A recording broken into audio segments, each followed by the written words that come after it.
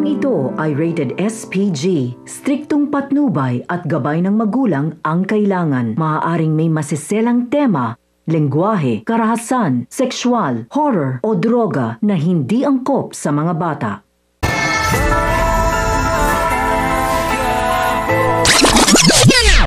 Ang mga dapat nating abangan sa FPJ's Batang Quiapo. Matapos nga magpaalam si Tanggol kay Ma'am Berting para bisitahin ang kanyang pamilya ay hindi naman matiis ni Berting na mag-alala kay Tanggol sa kabila ng panibagong gulo na pinasok nito. At ang nakarating na nga si Tanggol sa kanilang lugar ay agad siyang tinimbrihan ng tambay na naroroon dahil pinaghahanap daw siya ni chairman at ng kapulisan dahil siya ang pinagbibintangan na nagbanta sa buhay ni Roda.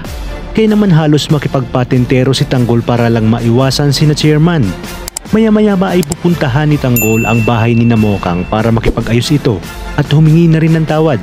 Subalit dito ay malalaman niya na lumipat na pala si Mokang sa mas malaking club kung kaya't hindi siya nagsayang ng oras at agad na pinuntahan ito. At dahil eksklusibo lang ang club na yun sa mga VIP ay hindi siya pinapasok sa loob ng mga gwardya. Kaya naman matyaga siyang naghintay sa labas hanggang sa matapos na nga sa kanilang gig sina Chiki at Mokang.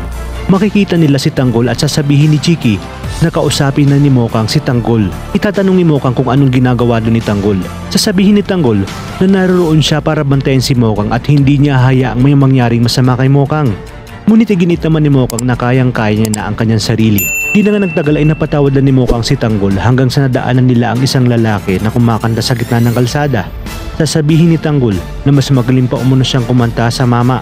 Kaya naman hinamon ni Mokang si Tanggol na sa oras umanong kumanta ito sa harap ng maraming tao ay sasagutin niya na ito. At dahil gusto ngang patunayan ni Tanggol na talagang seryoso sa kay Mokang ay nagawa niyang kumanta sa harap ng maraming tao. At dito nga kinilig ng husto si Mokang at naghihiyawan, inaasar ang mga taong naroroon. Nasagutin na ni Mokang si Tanggol.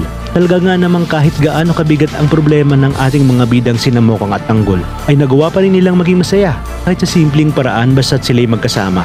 Sa inyong palagay, tuluyan na nga kayang sasagutin ni Mokang si Tanggol. Ngunit ano kaya ang gagawin ni Edwin sa oras na makarating sa kanya ang balitang ito? Kaya naman mga kapamilya, kaapit lang dahil marami pa tayong dapat abangan. Ito lang sa bagong tinututukan ng sambayanan, ang FPJ's Batang Quiapo.